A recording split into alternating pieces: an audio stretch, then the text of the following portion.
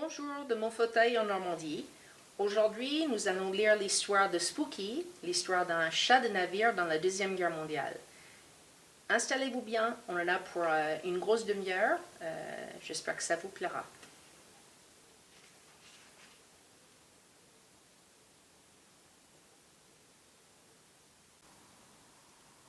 Spooky, les aventures d'un chat dans la Seconde Guerre mondiale.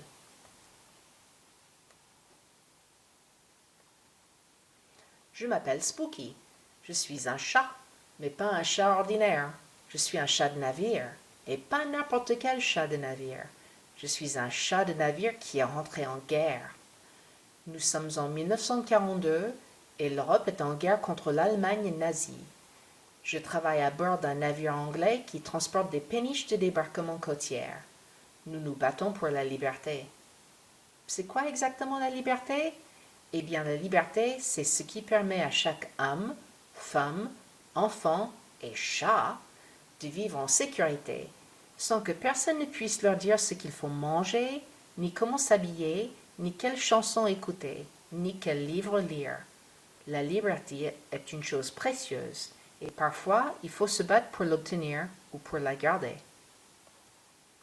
Je sais tout ceci, car j'entends les marins et les soldats à bord de mon bateau en parler. Ils racontent des histoires qui font très peur concernant un homme qui s'appelle Adolf Hitler. Il a volé la liberté à des millions et des millions de personnes. En effet, tous les habitants de la Belgique, la Hollande, la Pologne, la France et même en Allemagne où il est chancelier sont soumis. Il voudrait que tout le monde pense comme lui et que chacun fasse uniquement ce qu'il décide. Pire encore, il ordonne aux soldats de faire du mal à tous ceux qui refusent de se soumettre. Adolf Hitler voudrait écraser la liberté. Et ça, c'est une idée vraiment terrifiante. Alors je me suis trouvée à travailler pour la liberté comme beaucoup d'autres venant du monde entier. Nous ne sommes pas d'accord avec les nazis qui écoutent Adolf Hitler. Nous formons une équipe d'alliés. Nous, les soldats du monde libre, faisons partie des forces alliées. Nous avons décidé d'arrêter Adolf Hitler pour que la liberté puisse se répandre de nouveau en Europe. Nous voulons que les gens puissent vivre en paix. La seule différence entre nous, c'est que je suis un chat. En plus, je suis une femelle. Mais peu importe que je sois chatte ou soldat, j'ai un travail à faire. Oui, j'ai un boulot. Je protège la nourriture à bord du navire contre les vermines comme des souris, des rats et des mouettes. Ces vermines peuvent manger la nourriture des soldats ou la contaminer en laissant derrière eux des souillures là où on range des vivres. C'est un travail de vigilance et parfois c'est dangereux. Les mouettes qui essayent de voler la nourriture sont bien plus grosses que moi. Hein.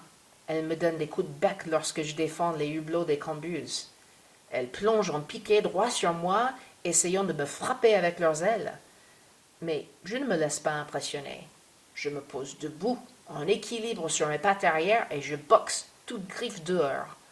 Je te promets que celles qui passent trop près s'en souviennent. Hein?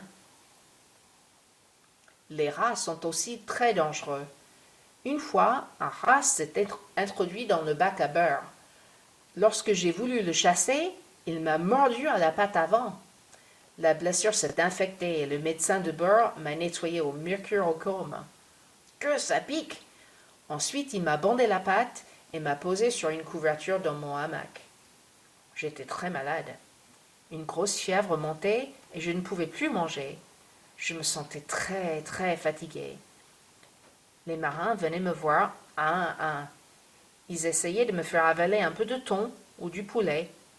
Ils me flattaient et me grattaient sous le menton comme j'adore, afin de me remonter le moral. Je sais maintenant à quel point mon travail est important. Si je n'avais pas chassé ce méchant rat qui m'a mordu, il aurait pu empoisonner la nourriture de mes amis soldats. Ils seraient tous tombés malades. Et de ce fait, ils n'auraient pas pu se battre contre les soldats d'Adolf Hitler. Alors, j'ai compris que mon travail était très important. Nous travaillons en équipe, nous nous entraidons. Je fais partie de cette équipe, aussi petite que je sois. Je suis fière de mon travail. Enfin, remise sur pattes, je reprends mes rondes. Tous les jours, je vérifie les coins et les recoins du navire. Chaque matin, je saute de mon hamac au premier son de cloche et je commence tout en bas du bateau, sur les ponts inférieurs. Je regarde les portes dans les coursives, surtout celles qui mènent à des réserves de vivres. Si l'une de ces portes se trouve ouverte, je sais qu'il y a un danger de contamination. Regarde, la porte de la réserve à légumes est ouverte.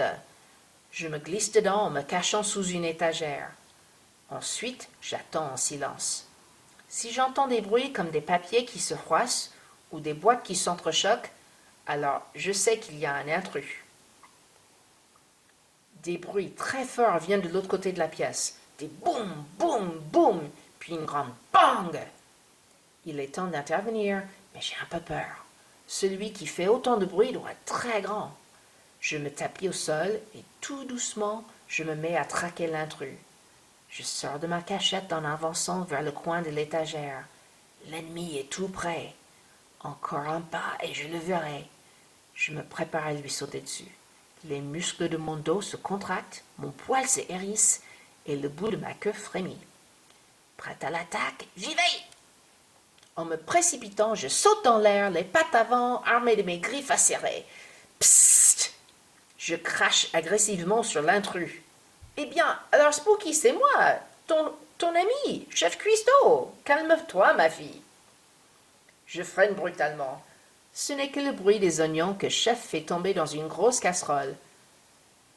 Ça doit être lui qui a ouvert la porte. Que d'émotion pour rien. Tout va bien. Sauf que j'ai fait peur à mon copain. Je dois réparer ça, pour lui montrer que nous sommes encore amis. En ronronnant, je me faufile entre ses jambes. Il me gratte entre les oreilles. T'es bien féroce, petite Minette. C'était très impressionnant. Même si ce n'était qu'une fausse alerte, j'ai accompli mon devoir.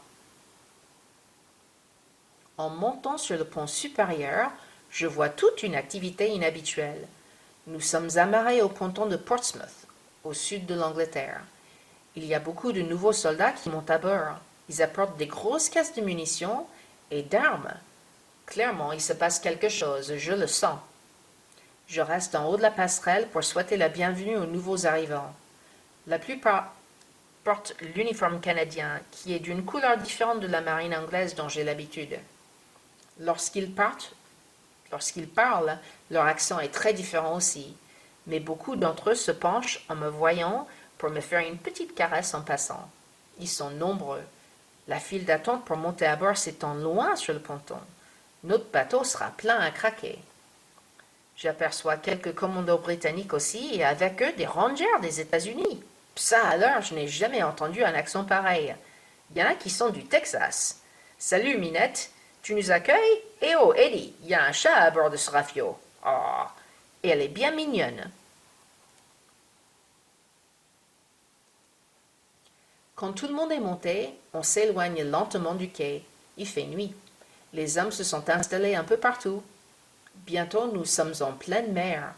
Je me balade parmi les soldats, glanant une flatterie par-ci et par-là. Je les entends parler entre eux. Personne ne dort. D'après eux, nous avons un voyage de plusieurs heures avant d'arriver en France. Quoi? Nous partons vers la France? Mais les soldats ennemis se trouvent en France. Ça veut dire que nous partons à la bataille? J'écoute attentivement les conversations. Je voudrais comprendre ce qui se passe. Des soldats canadiens parlent entre eux et je m'approche pour mieux entendre. Tu sais, ce sera la première fois qu'autant de soldats alliés attaquent l'Europe occupée par les nazis. Je suis vraiment fier de participer à cette opération. Pas toi, René? Bien sûr que oui. Si on réussit à détruire leur bunker à Dieppe, on saura mieux comment attaquer les autres un jour du grand débarquement venu. Alors, toi tu penses que cette mission est une sorte d'essai? Demande Robert. Oui, Winston Churchill voudrait mieux comprendre les défenses allemandes des villes portuaires. Cette information l'aidera à décider où attaquer en Europe. Et plus tard, nous aurons plus d'Américains pour nous donner un coup de main, explique René. Mais il y a déjà des Yanks avec nous. Oui, mais pas beaucoup, hein. Ils s'entraînent avec les commandos britanniques. Les Alliés auront besoin de beaucoup plus de soldats bien entraînés pour en finir avec l'occupation nazie. Hein. Oui, tu as raison. Les nazis ne vont pas se laisser faire. Hein. Les deux soldats se taisent. Ils ont l'air inquiets. Hein. Je les comprends. Aujourd'hui sera une journée très importante. Ce sera un nouveau boulot pour moi. Hein. Je dois aider ces braves soldats à garder un moral d'acier. Donc, je vais jouer avec eux, histoire de les distraire un peu. Pour entamer un jeu collectif, je saute sur la main d'un rangeur qui écrit une lettre. Bien entendu, mes griffes sont rentrées. Malgré sa surprise, il rit. Mais Minette, tu me fais faire des fautes sur ma lettre. Tu veux jouer alors? Et c'est comme ça que bientôt, plusieurs soldats se retrouvent à quatre pattes sur le pont à jouer à Attrape-moi vite. Je vole leurs crayons, je tire sur les ficelles qui ferment leur sac à dos, bref, n'importe quoi pour les intéresser au jeu. D'autres soldats rigolent en nous voyant. C'est une bonne chose car ils partent en guerre. Ils vont certainement vivre des moments très difficiles et très dangereux. Je les aide à passer le temps sans se faire trop de soucis.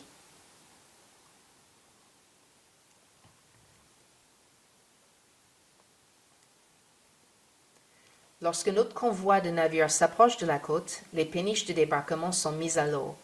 Les soldats commencent à grimper dedans. Je prends une décision. Ils auront peut-être besoin de mon soutien moral, alors je saute. Ah, non, petite chatte, tu ne viendras pas avec nous, hein? On m'attrape et on me passe de main en main pour me remonter à bord du navire. Mais moi, je suis plutôt têtu. J'attends que tout le monde soit descendu dans le péniche et qu'il largue les amarres. À cet instant-là, je me fléchis bien les pattes arrière et je fais un énorme bond. Voilà que je vole, presque aussi bien que les mouettes d'ailleurs. L'atterrissage est moins joli. Le fond de la péniche du débarquement était assez loin. Mon arrivée n'est pas des plus gracieuses, plutôt en roulé-boulé. Mais peu importe, car j'y suis, et on ne peut plus m'obliger à partir. Je reste avec mes nouveaux amis et nous naviguons ensemble vers la rive. En effet, au boucan de canon s'ajoute le bruit des moteurs des péniches. Je jette un œil par-dessus bord et je vois la côte qui s'éclaire à intervalles réguliers. Ça doit être les canons de nos bateaux qui bombardent les positions ennemies. Au-dessus de nos têtes, des avions de chasse alliés Spitfire tournent comme des faucons. Je vois une nuée d'avions allemands foncer sur eux. Puis soudain, nos Spitfire commencent à leur tirer dessus avec des mitrailleuses. Il y a une sorte de danse qui se fait dans le ciel, les uns avec les autres, qui se poursuivent. Les avions ne sont plus en formation, mais virevoltent dans tous les sens. Ce serait presque beau si ce n'était pas un ballet meurtrier. Tout près de nous maintenant, on entend des boum, boum, boum. Des canons tirent sur nous et des énormes gerbes d'eau jaillissent juste à côté de notre péniche. Ils nous visent et on n'est même pas encore près de la rive, crie Mike. Baissez-vous les têtes, ne regardez pas, vous les verrez assez vite les Allemands, hurle l'officier de bord. Notre petit bateau se penche sauvagement et les soldats tombent à genoux. Je perds mon équilibre aussi. Des grosses vagues se forment autour de notre péniche à cause des obus qui tombent dans la mer. Nous sommes secoués comme des feuilles au vent. Je commence à me dire que ce n'était pas une bonne idée d'être venu. Je reste près de Mike et Eddie. Ils s'accrochent aux parois de la péniche pour ne pas tomber. Des giclées d'eau de mer passent par-dessus bord et nous sommes tous mouillés. Du coup, cette péniche me paraît bien petite ici en pleine mer. Nous ne sommes pas en sécurité du tout. Un énorme bruit retentit. L'arrière de notre bateau éclate en morceaux et le carburant se propage tout en prenant feu. C'est une catastrophe. L'officier de bord crie « Abandonnez le navire, tout de suite !» Des soldats sautent à l'eau et commencent à nager pour s'éloigner de notre péniche en feu. « Désolé, petit chat, mais tu vas à l'eau aussi. » Des mains m'attrapent et tout d'un coup, je vole par-dessus bord. Miaou! Toute griffe dehors, je claque à plein ventre la surface de la mer. Cette eau très froide et salée me remplit les narines et la bouche. Ça pique les yeux. Instinctivement, mes quatre pattes se mettent à pédaler et je retiens mon souffle. La surface de l'eau est très loin au-dessus de moi. Enfin, j'y arrive et j'avale une grande bouffée d'air. Je pousse un miaulement de détresse lorsqu'une vague me repousse vers le fond. Je ne vois rien, mais mes pattes continuent à bouger. Je lutte pour remonter à la surface. Une autre respiration, un autre cri, puis une autre vague. Je replonge. Mais cette fois-ci, je me rends compte que je sais nager. Comment ça se fait? Personne ne me l'a appris, hein? Quand je remonte de nouveau à la surface, je tourne en rond dans l'eau à l'aide de ma queue qui me sert de gouvernail. À ma droite, je vois un soldat. À l'eau, lui aussi. Il porte un gilet de sauvetage. Si seulement il pouvait m'attendre. Je miaule assez fort, aussi fort que je peux. Il tourne la tête vers moi. Il m'entend. Il s'arrête de nager et je le rattrape assez vite. Je peux pas te tenir, Minette. Tu dois t'agripper comme tu peux, ma fille. Il porte un casque avec un filet sur le dessus qui sert de support à camouflage. Ce filet va devenir un support à chat.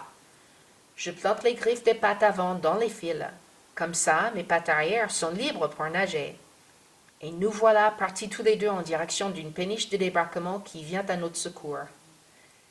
Bientôt, nous sommes repêchés et hissés à bord de cette péniche qui a reçu l'ordre de battre en retraite.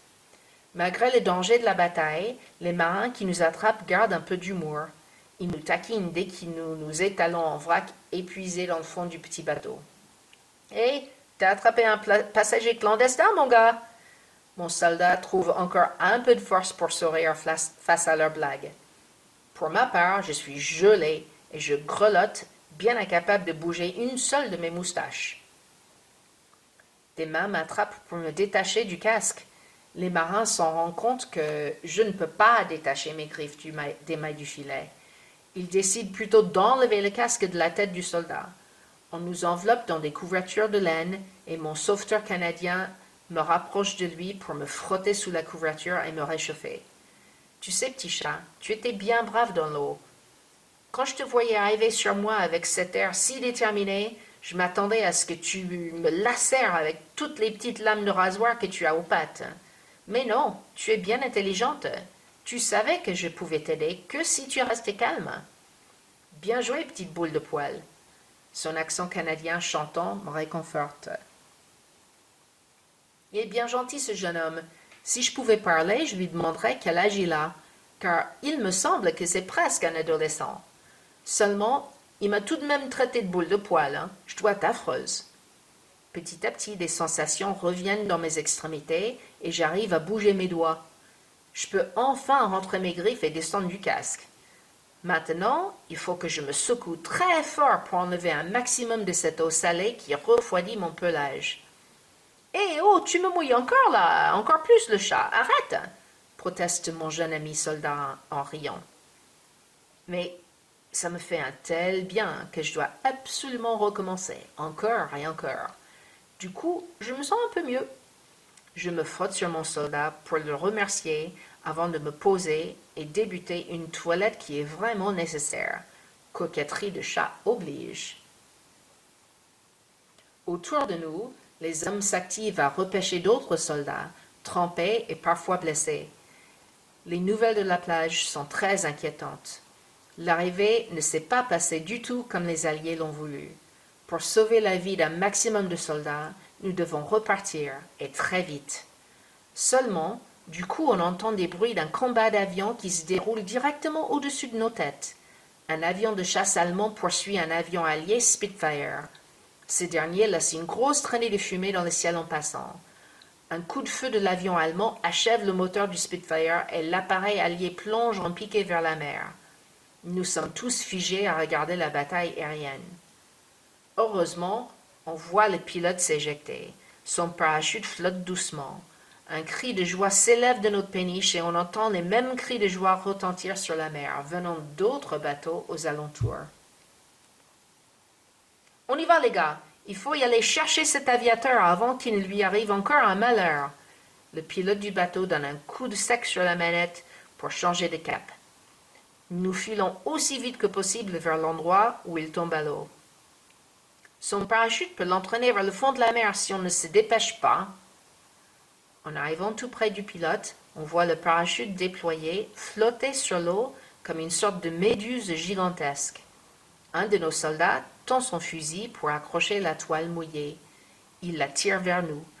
Nous attrapons tous un coin de tissu en cherchant l'homme qui se trouve enfoui en dessous.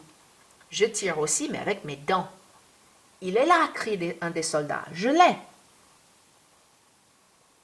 Une tête coiffée d'un casque d'aviateur en cuir apparaît.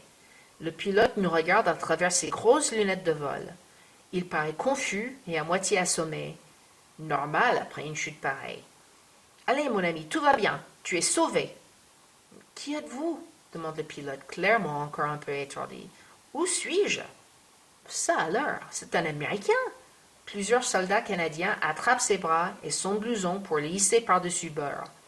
Il s'étale au fond du bateau de tout son long. Je m'approche de lui et commence à lui donner des petits coups de langue sur le visage afin de le réveiller. Aïe! Qui m'essuie du papier de verre? Faudrait que vous achetiez des nouvelles serviettes de toilette, les amis canadiens. Les soldats autour rigolent. Apparemment, notre pilote va bien. Tiens, bois ça pour te réchauffer et arrête de te plaindre. C'est notre chat de bord qui te souhaite le bienvenu chez nous. Un mug de thé bien chaud arrive dans les mains toutes bleues de l'Américain. Et voici pour toi, ma belle, un peu de lait chaud. Un mug qui sent très, très bon est placé juste devant mon nez. Je hume avec plaisir. L'Américain, assis avec une couverture sur le dos, lève son mug vers moi. La tienne, Miss Pussycat. Les moteurs ronronnent et nous faisons route vers l'Angleterre. Le voyage est long et tout le monde se calme petit à petit. D'un côté du bateau, il y a deux hommes qui parlent tout bas. Je m'approche d'eux pour mieux entendre ce qui s'est passé. Quelle poisse! Si seulement on n'avait pas croisé chemin avec deux navires allemands, on aurait pu profiter de l'effet de surprise. Mais voilà pourquoi nous avons traversé la Manche la nuit. Flûte, t'as raison, réplique son ami. Puis tous ces satanés avions allemands qui empêchaient nos avions de nous donner un coup de main sur la plage, et nos tanks à l'heure. Ouais, j'ai vu ça aussi. La pente de cette plage est bien trop raide pour que nos tanks puissent monter, hein. Ils se sont trouvés coincés en bas sans pouvoir tirer sur les canons allemands. Le soldat baisse sa tête en signe de déception. Tu sais, parfois il y a des jours où tout va mal, hein. Il me semble que c'était aujourd'hui. T'as probablement raison. Seulement, j'espère que les officiers ont appris quelque chose aujourd'hui et que Dieppe n'était pas un échec total, hein. Un silence chargé de tristesse s'abat sur eux. Les soldats pensent à ceux qui n'ont pas pu repartir de Dieppe. Parmi eux, il y en a certainement qui ont des amis blessés ou morts au combat. Je fais des rondes parmi les hommes tristes et démoralisés, assis au fond de la péniche. Je suis accueilli par une caresse ici et là, mais je sens que c'est bien différent de l'aller, hein. Nous savons maintenant ce que c'est la rencontre avec l'ennemi, et nous comprenons que ce ne sera pas facile de gagner cette guerre contre l'armée nazie. Le soleil descend vers l'horizon lorsque nous accostons à un quai à New Haven, en Angleterre. Il y a beaucoup d'activités et il me semble que tout le monde parle en même temps. Des questions, beaucoup de questions, mais peu de réponses. As-tu vu le soldat Martin? Et Stevens, il n'a pas embarqué avec vous? Mon ami Fred, il n'est pas avec toi? Je ne trouve pas plus mon frère Michael. Tu ne l'auras pas vu par hasard? Tant de personnes égarées. Il y a l'appel des noms et des silences terribles. On inscrit une croix à côté des noms absents. La liste des disparus est très longue. Les officiers se retirent pour parler entre eux. Ils ont beaucoup de travail, dont des leçons à tirer sur ce qu'il faudra faire la prochaine fois, et surtout ce qu'il ne faudra plus jamais faire. Les soldats, eux, vont manger un peu, se reposer, faire soigner leurs blessures. Moi, je vais regagner mon bateau, car le travail de chat de bord ne s'arrête pas. En remontant sur le quai, j'entendais pas sur le ponton derrière moi.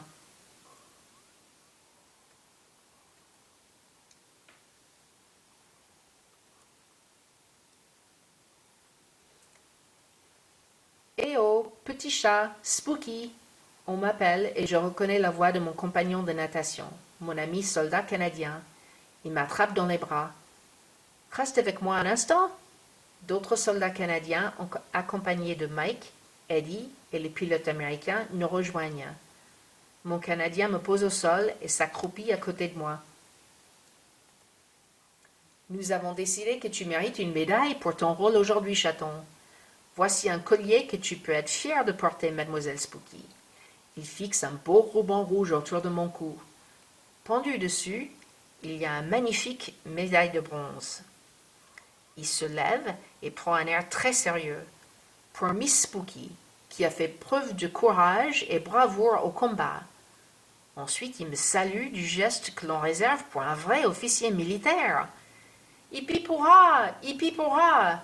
Bravo, Miss Spooky. Un à un, les soldats me saluent avant de se pencher pour me caresser. Je ronronne autant que je peux, au point où je m'étouffe presque de joie et de fierté. Ces braves soldats ont risqué leur vie aujourd'hui. Ils ont tenu à me faire honneur, à moi, un chat de navire. Eh bien, je n'oublierai jamais cette journée. Je suis certaine maintenant qu'en travaillant en équipe, on réussira un jour à rétablir la paix en Europe. Et moi, Spooky, chat de navire première classe, je ferai ma part.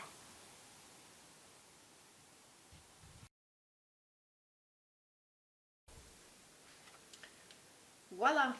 J'espère que l'histoire de Spooky, les aventures d'un chat dans la Seconde Guerre mondiale, vous a plu. Elle a appris une leçon très importante, c'est que quand les choses sont difficiles, le travail d'équipe est le plus important. À bientôt pour une autre histoire dans la collection Tales of War.